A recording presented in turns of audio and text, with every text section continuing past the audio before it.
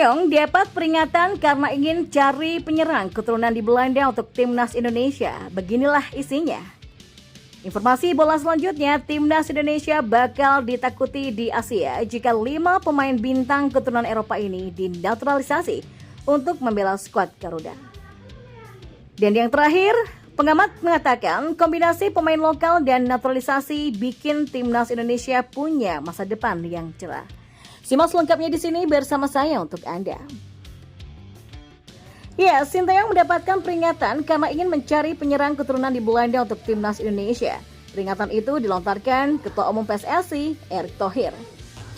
Ya, Erick Thohir mengatakan sangat mendukung upaya Sinteyong yang berniat mencari penyerang keturunan di Belanda ataupun negara lainnya. Namun, mantan Presiden Inter Milan ini mengingatkan Sinteyong untuk meningkatkan performa penyerang timnas Indonesia saat ini, yakni Hoki Caraka, Ramadan Sananta, Rafael Struijk, dan juga Dimas Derajat. Ya, menurut Erick Thohir, pemain-pemain ini masih bisa dikembangkan sebab secara usia mereka pun juga masih sangat muda. Ya, Coach Shin tetap bagaimana performa Hoki Caraka, Ramadan Sananta, dan Dimas Derajat itu terus dijaga. Karena kan kembali antara pemain luar atau Indonesia sama saya dengan Coach Shin, siapa yang mau berikan yang terbaik untuk Merah Putih? Ya, Rafael Struijk juga harus dijaga. Kita juga cari pemain-pemain dari luar negeri yang mau bergabung. Kita coba semua, tapi kembali, Hoki kan baru 19 tahun.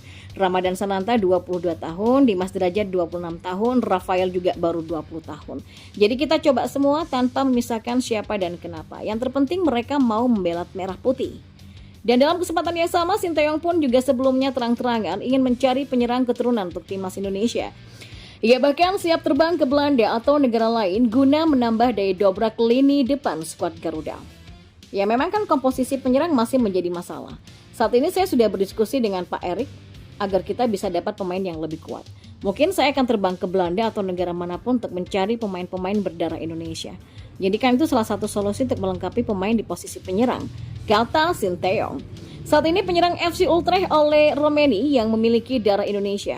Musim lalu saat membela FC Emmen, oleh Romeni telah mengemas 11 gol dari 33 penampilan di Liga 1 Belanda.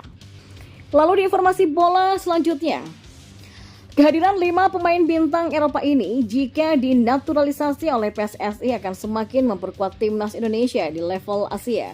Sebelumnya, timnas Indonesia sudah menunjukkan kemampuan terbaiknya ketika berlaga di Piala Asia 2023 dengan lolos dari fase grup untuk kali pertama.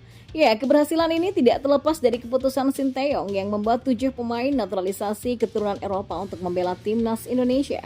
Kemampuan mereka tidak perlu diragukan lagi di level tertinggi kompetisi Eropa sampai diharapkan bisa menularkan pengalamannya kepada pemain lokal. Tercatat nama-nama beken seperti Sandy Wallace, Jordi Amat, Ivar Jenner, Rafael Struijk, Justin Hubner, sampai Sheni Patinama cukup memberikan dampak yang positif bagi timnas Indonesia. Selain itu, PSSI juga masih menunggu proses naturalisasi pemain keturunan Eropa lainnya seperti Martin Paes, Tom Heye, Jay Itzes, Nathan Choaon, Cyrus Margono, dan Ragnar Oratmangun.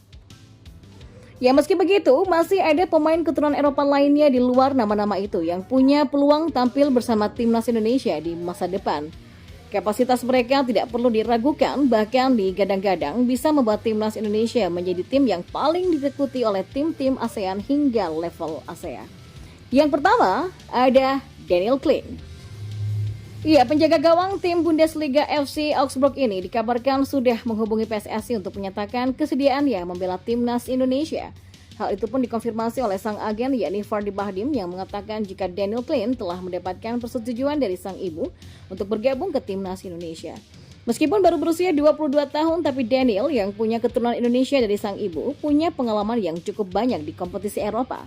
Pria bertinggi 191 cm ini tercatat pernah membela timnas Jerman U15, U16, U17, U18, sampai U20, serta tampil di Bundesliga bersama FC Augsburg. Pengalaman inilah yang membuat Daniel Klein dirasa bisa membuat timnas Indonesia menjadi negara yang paling disegani di level Asia. Yang kedua ada Jero Ritual. Ya, pria berdarah Indonesia dari sang nenek ini menyatakan jika dia tidak menutup kemungkinan membela skuad Garuda di masa depan. Jero Ridwan terbilang sebagai pemain grade A karena saat ini dirinya bermain untuk klub Liga Inggris Crystal Palace dengan posisi gelandang bertahan. Sebagaimana diketahui, salah satu kelemahan timnas Indonesia terletak di sektor gelandang bertahan sehingga Jero dirasa cocok untuk mengisi kekurangan itu. Yang ketiga ada Ole Romeni. Ya, striker klub Liga Belanda FC Ultra ini diketahui punya keturunan Indonesia dari sang nenek yang lahir di Medan, Sumatera Utara. Ole merupakan salah satu wonderkid di Liga Belanda dengan posisi sebagai striker dan punya kelebihan dalam hal finishing sampai kekuatan fisik. Dengan koleksi 11 gol di musim lalu, Ole sangat cocok untuk mengisi kekosongan di lini depan timnas Indonesia dalam beberapa waktu terakhir. Yang keempat ada Milian Manhoef. Ya, opsi di lini depan timnas Indonesia bertambah jika Milian Manhoef bersedia untuk dinaturalisasi dan membela skuad Sinteyong. Ia baru saja pindah ke klub Liga Inggris Stoke City dengan nilai transfer sebesar 69 miliar rupiah dan juga menjadi pemain keturunan paling potensial menurut staf khusus Kemenpora Hamdan Hamedan.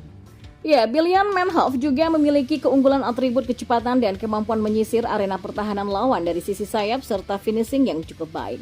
Maka dari itu, kelebihan dari Milian bisa menjadi opsi lain di lini serang timnas Indonesia bersama Rafael dan juga Ramadan Sananta. Lalu yang kelima ada Jadon Oosterwolde.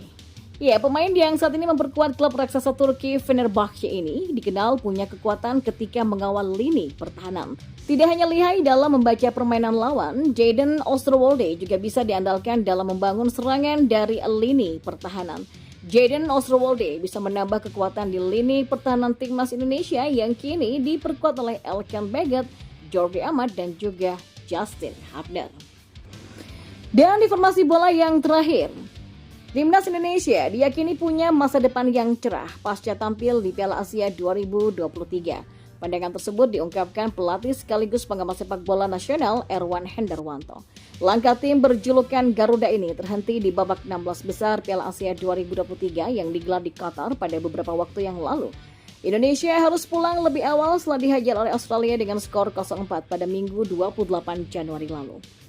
Saya kira masa depan timnas Indonesia pasca Piala Asia memberikan harapan besar ya, berupa prestasi yang akan segera kita dapatkan. Dengan fondasi yang sudah dilakukan oleh bapak-bapak pengurus PSSI dengan dukungan pemerintah dan peran besar Coach Sinteyong.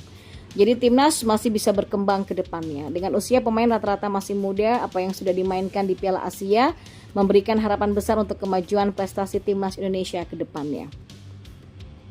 Ya, Jordi Amat dan kawan-kawan memang kalah telak dari Australia, tapi secara permainan Erwan Hendarwanto menilai Indonesia tidak tampil mengecewakan. Malah pada babak pertama, Garuda sukses menggempur pertahanan lawan.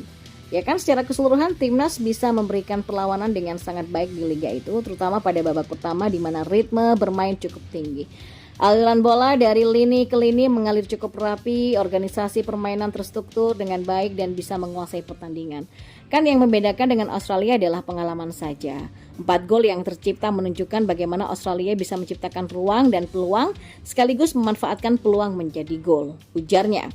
Di era pelatih Sinteyong, timnas Indonesia memang kini menjelma menjadi salah satu tim kuat yang tak bisa dipandang sebelah mata lagi.